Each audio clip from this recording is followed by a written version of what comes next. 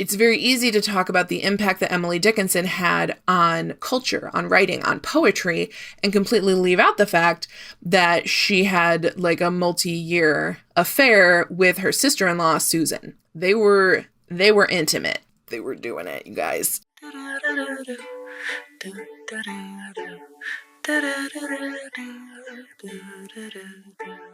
Hello, friends. Welcome back to our last Pride Month episode, which I think I'm calling it Wrath Month this year, since most of, I'm going to go with all, four out of four of the podcasts that we are doing in June are about me being a little bit salty about things.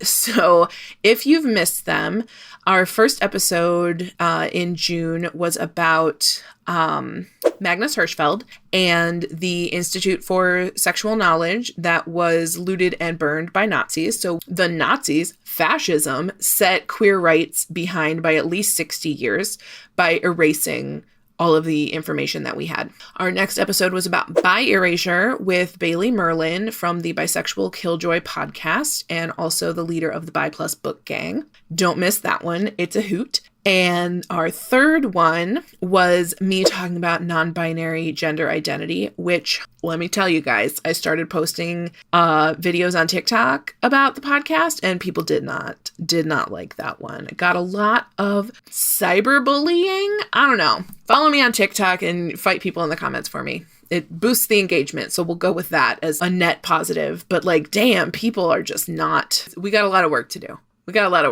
And I'm very grateful for the places on the internet where I am surrounded by people who are affirming and believe that queer people should exist and all that jazz. Because some places out there, you don't get that. Ew. Then finally today, we're going to talk about historical figures, famous people, etc., that maybe you didn't know they were queer. Maybe you did, if you're like me and you're like, I just like to absorb information about queer history, but maybe you didn't. So stick around, maybe we'll learn something.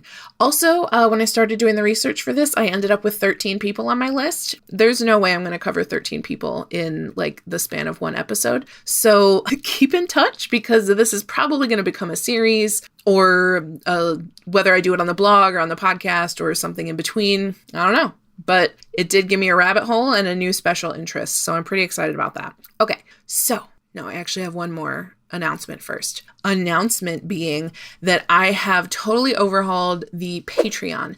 So the Patreon now feels more like a membership and a community. It is called the Creatives Rebellion, which is the name of a membership that I used to host. And then I shut that down and sort of merged it with my neurodivergent creative pod. You don't need to know all of that, but you do need to know that the Creatives Rebellion is alive once again, and we are unpacking hustle culture and internalized capitalism. When you join at any tier, and they start at just $3, so they're like $3 to $50 a month. When you join at any tier, you get access to my complete vault of Creatives Rebellion workshops that will help you resist the internalized hustle capitalism culture that demands that you profit and produce at all costs, and the create topic. So we have resist and create. 2 topics. The create section has workshops that are about like reconnecting with your creativity, deepening your practice, stuff like that. Go sign up there. You'll get some rebellious workshops, as well as there's a weekly fireside chat with me. I call it fireside chat because I think that's a cute thing to call it. But we meet weekly on Thursday evenings, Eastern time, which is a little late if you are like in Europe, but if you're not in Europe, it should be a totally normal time of day. What else? You get a shout out in the podcast, obviously. You've seen that. That happens at the end of every podcast. Just a list of names of people who are in the Creatives Rebellion. And there's also bonus podcast episodes now. So you get a bonus mini-sode every week. Those drop on Tuesday. And then the Vault of Workshops, those are dropping one workshop every Friday until I am through the entire archive and everything has been uploaded. It's dope in there. I'm very excited about it. People have really been enjoying the workshops as those have been dropping out. There's like 3 or 4 of them that are already up. So highly encourage you to go over there and check it out. Radical. Okay, so now we are talking about historical figures who were queer. I'm just going to say queer. Obviously, some people will argue, will say, no, you can explain that by XYZ thing that was happening in the 1800s. So we don't know that it was queer. Maybe it was just this or that. But like, let's be honest, a lot of queer people get erased. Well, their queerness gets erased. So when we talk about somebody like Emily Dickinson, it's very easy to talk about the impact that Emily Dickinson had on culture, on writing, on poetry, and completely leave out the fact that she had like a multi-year affair with her sister-in-law, Susan. They were intimate. There were love letters. Like, she and Susan were a thing. And in fact, so that they could be together more easily, Susan married Emily Dickinson's brother, Austin. They lived across the street from each other. They were doing it, you guys. So person number one is Emily Dickinson. And Emily lived from 1830 to 1886. And I learned all this stuff about her in the Autistic Culture podcast. So I'm going to link to the episode that totally blew my mind and made me like, why didn't I know any of this stuff? In the show notes. And so first of all, Emily Dickinson, autistic icon. She did not like small talk. And, you know, like if you've read any sort of like Regency type romances, right? Like Pride and Prejudice, stuff like that, your 1830s type thing. Part of society, part of living was just like being in your sitting room and receiving visitors and talking to them and just entertaining people over tea and being like, oh, interesting. Well, I got this piece of news from Baron von whatever down the street. Emily Dickinson did not enjoy doing that. She did not like going to houses around the town to visit, which she was supposed to do because her father wanted votes. And so he's like, you go around to the neighbors, you talk up my policies, my whatever, and then I get the votes I need. So her family was supposed to be going around, like all the women were supposed to be doing the women's work of small talking to the other women who would then tell their husbands to vote for Dickinson. We didn't have Twitter, so we had to get creative with how we shared the news. So Emily Dickinson avoided these small talk adventures. She often would say that she was sick or ill. She was known for being sort of unwell and sickly most of the time because she would fall ill to avoid going out and doing social activities, which that's autistic as hell, FYI. She also wore white dresses as sort of a uniform. Potentially, this is what was hypothesized on the Autistic Culture podcast, so that she could easily bleach them when she was rolling around in the woods with Susan. Okay, so she and Susan are getting up to woodland sapphic activity. She comes home, she's able to clean her dresses, bleach them back to white. Everything is great. Nobody is any the wiser. So, first of all, definitely queer, but also gender nonconforming and potentially a trans man. So, Emily, in some of her writings, she would sign her letters Brother Emily. She referred to her boyhood instead of childhood or girlhood. And she once wrote something about like really wanting a beard. And I don't have the exact quote right here, but it's in that podcast from the Autistic Culture podcast.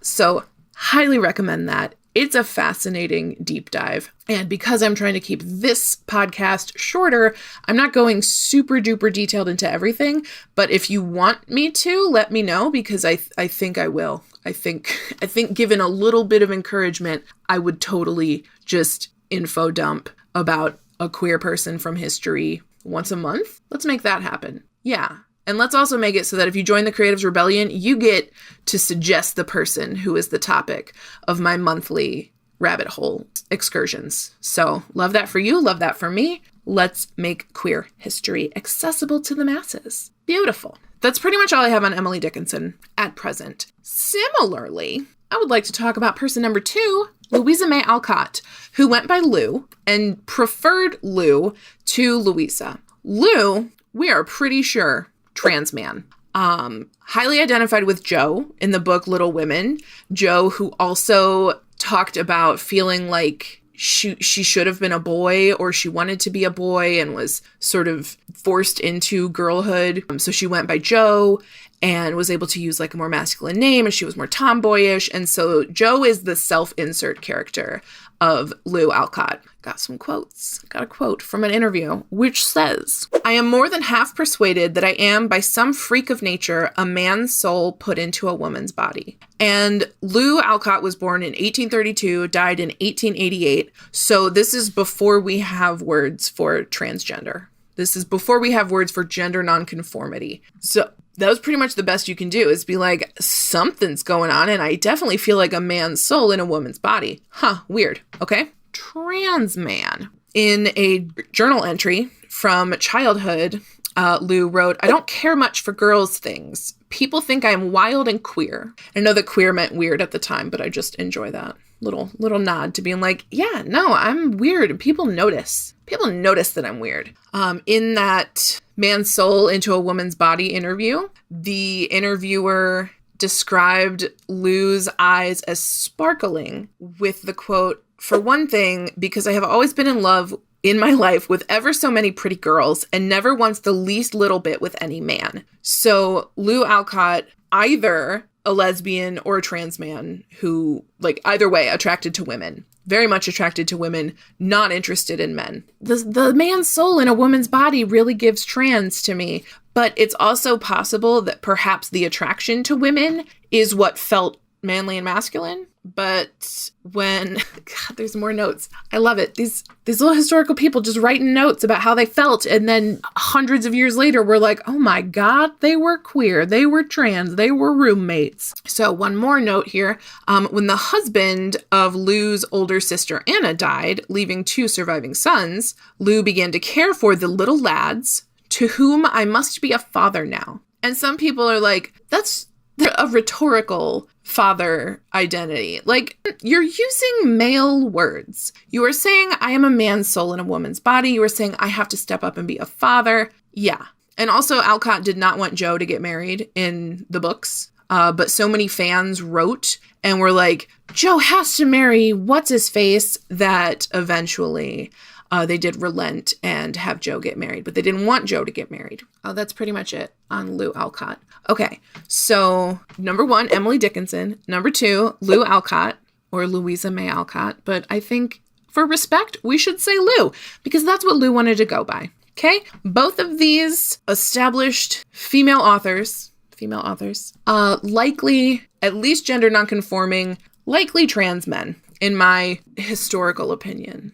In my opinion as a queer person. It's reading pretty trans. Okay, person number 3, Mary Shelley. Yes, the mother of science fiction, the author of Frankenstein, was bisexual.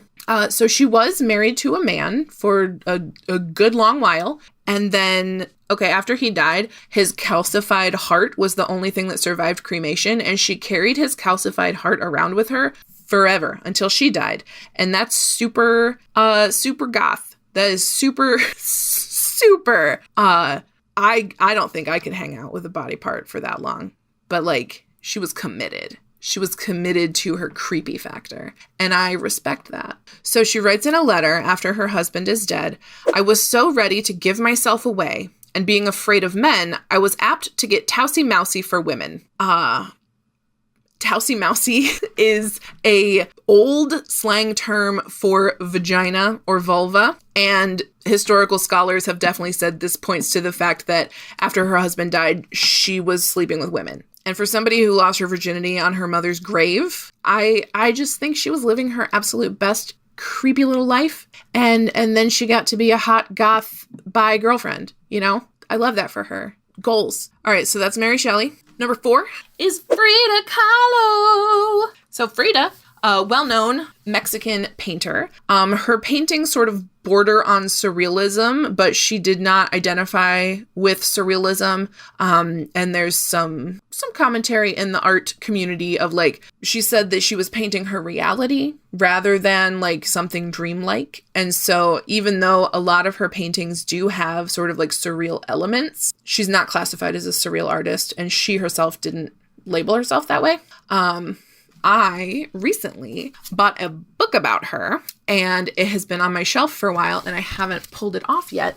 But for this podcast, I did. And look at this. This looks surreal to me, but it's not necessarily surrealism. This one says, Portrait of Luther Burbank. Luther Burbank was a horticulturalist famed for his unusual vegetable and fruit hybrids. Frida Kahlo shows Burbank himself as hybrid, half man, half tree. In this picture, we see her work turning away for the first time from the straightforward representation of external reality. In the skeleton at the bottom, she treats her favorite subject, the birth of new life, through death. I like all the roots. Like, look at all the roots that you can see in the ground. Like, I don't know. It kind of gives surrealism. But, you know, she's the boss of her work. So we're going to go with not a surrealist. Frida Kahlo was disabled. She had polio as a child, which left one of her legs like weaker than the other. And then when she was 18, she was in a bus accident and nearly died. So like her pelvis was crushed. Her spine had a lot of trauma. She was in like a full body cast. And this is when she started to paint. So her dad loaned her his own paints. He was also an artist. And they commissioned this sort of like easel thing that she could use while she was in bed. And then they even mounted a mirror above the bed so that she could see herself. And this is why a lot of her paintings are self-portraits, because she says, like, I am so often alone and I am the subject that I know best. I love that. I'm so scared of self-portraits because I'm like, what if I paint myself and I look totally weird? Like, I don't feel good. I don't feel like a good enough artist to paint any portraits, let alone my own. So there's that. So she's disabled, chronic pain. Like, she lived in pain until her dying day. She died supposedly of a pulmonary embolism, but some people suspect that it was a suicide because she was just so freaking done with being in pain. And she also didn't seem to have a fear of death. She celebrated it. She often represented death in her paintings. And there's a very like sort of Day of the Dead approach, which is more of a celebration than like a grieving and sad holiday. So in Mexico, like in that culture, death is seen sort of as a rebirth, as a new beginning, and someone is honored well beyond like their living years. So I kind of love that. I should watch Coco. Anyway, I'm back. Frida Kahlo, also bisexual, and she was very open about her sexuality. And Diego Rivera, her husband, encouraged her to have affairs with women. When she had affairs with men, he was not so happy about that. But when she had affairs with women, he was like, cool, do it, got it. So she was just having a good time, having some affairs. Diego also had affairs. They were both having affairs constantly. They divorced and then got remarried, and the affair still continued. So like frenemies kind of a thing. I don't know. They were obsessed with each other, but they also like were just having affairs constantly. But hey, whatever. It's your life. It's Frida. She also did a little bit of like gender bendiness. So after Diego, I believe it was after an affair, the worst affair, which was with her own sister. So her husband and her sister had an affair. And then she cut all her hair off and did a self-portrait with short hair. And in this portrait, she is also wearing like a men's suit and she looks very masculine. And then once they got back together and remarried, she did a self-portrait which looks like there's like loose hairs sort of like pulled together and like rebraided together. So almost like, okay, so everything that I cut off when I was done with you, I'm now trying to put back together. And I kind of love that. But also, I feel like this is so toxic. But it worked for them, obviously. So who am I to judge? I'm not. She was a communist. She was a Marxist. And she also would tell you that she was born in 1910, the same year as the Mexican Revolution, because she identified so strongly with the revolution. She was actually born in 1907. So honestly, she's giving me a little autism too. Like, no, my special interest is the revolution and self-portraits, and that's all we're going to talk about ever. So that's Frida, out and proud bisexual. Like, she had lots of lesbian friends. She was known as a bisexual, and she never really hid that in anything that I've read. Like, even this book mentions her bisexuality. So it was just a known quantity about her. So I love that. I did not know that Frida was queer until I started doing all this research. Love that for me. Number 5 is Sally Ride, the first woman astronaut in space, who hated being asked about what it was like to be the first woman astronaut in space. Because to her, this was nothing special. She was just there to be an astronaut and do work in space. And so she did not enjoy people being like, oh, what's it like to be the first woman, the first woman, the first woman, the first woman. And she's like, shut up and just ask me about my work.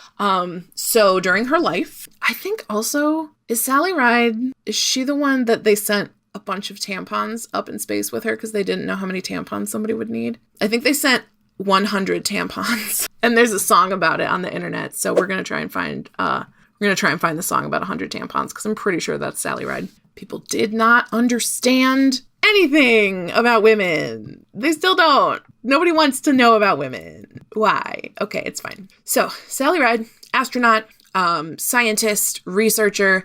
She has like a foundation where she like gets girls into science and STEM, and that's amazing. And she was also very private. She was Norwegian, and apparently Norwegians don't like to talk about themselves. So she actually was dealing with pancreatic cancer and kept that totally quiet until she died. So her obituary was the announcement that like, hey, Sally has pancreatic cancer and also she's gay. Because Tam O'Shaughnessy, who was like the VP at the foundation, they had been together for 27 years. 27 years. And she just never mentioned it because it's nobody else's business. And I love that. Like, what a power move. But I have some quotes from Sally's sister, Bear, who she sort of like, she added commentary like with the obituary, and she has spoken and written about her sister's life to provide a little bit more context. So I'm going to read this now. Okay.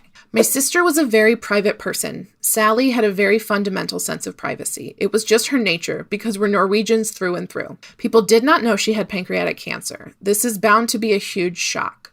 For 17 months, nobody knew, and everyone does now. Her memorial fund is going to be in support of pancreatic cancer. Most people did not know that Sally had a wonderfully loving relationship with Tam O'Shaughnessy for 27 years. Sally never hid her relationship with Tam. They were partners, business partners in Sally Ride Science. They wrote books together, and Sally's very close friends, of course, knew of their love for each other. We consider Tam a member of our family. I hope the pancreatic cancer community is going to be absolutely thrilled that there's now this advocate that they didn't know about. And I hope the GLBT community feels the same. I hope it makes it easier for kids growing up gay that they know that another one of their heroes was like them. I freaking love this. So Sally Ride was born in 1951 and died in 2012. So she died fairly recently. I mean, that's 13 years ago now. But at the time, like, I actually think I remember hearing about it when she died. And I guess I had always assumed that, like, she was already dead because you're like, oh, she was the first woman in space. And I assumed, cool, we handled that a long, long time ago. No, we didn't. That's fairly recent. Because who cares what women do, right? Anyway, I am going to leave us here because I have a lot more to talk about, but I don't want to take forever for this episode. So, did any of these surprise you? Because I had read about Lou Alcott before, but I did not know about Emily Dickinson until I heard the Autistic Culture podcast. Did not know Frida was bisexual, did not know Sally was gay, and did not know Mary Shelley was bisexual as well. I knew she was a little goth girlfriend, but didn't know she also had little goth girlfriends. So love that for her. Tell me who else you want to hear about because I want to talk about it. Anyway, it appears that this is a current special interest of mine, so we're probably going to get more about it. Also coming up in July, it is Disability Pride Month, so we're probably going to talk about more stuff that makes me upset. We're going to talk about disability. Namely the fact that autism and ADHD are huge disabilities that, like, they're disabilities because society is such a bitch. Like, they wouldn't have to be disabilities if we were just celebrated and, like, allowed to be who we are, but thus disabling in a society that doesn't want us to be different. So stay tuned, stick around, and remember to sign up for the Creatives Rebellion so that you can get bonus podcasts, you can suggest topics for future podcasts, you get shout out in the podcast, and you get all that access to the weekly chat with me as well as the workshops. So it's dope in there. Okay, I love you. There's nothing you can do about it, and I will see you next week. Creative with Caitlin Fisher as your host and creative coach. They'll change your approach and tell you a joke to lighten your load and help you along or sing you a song. Do-do-do-do-do. Do-do-do-do. Do-do-do-do-do. Do-do-do-do.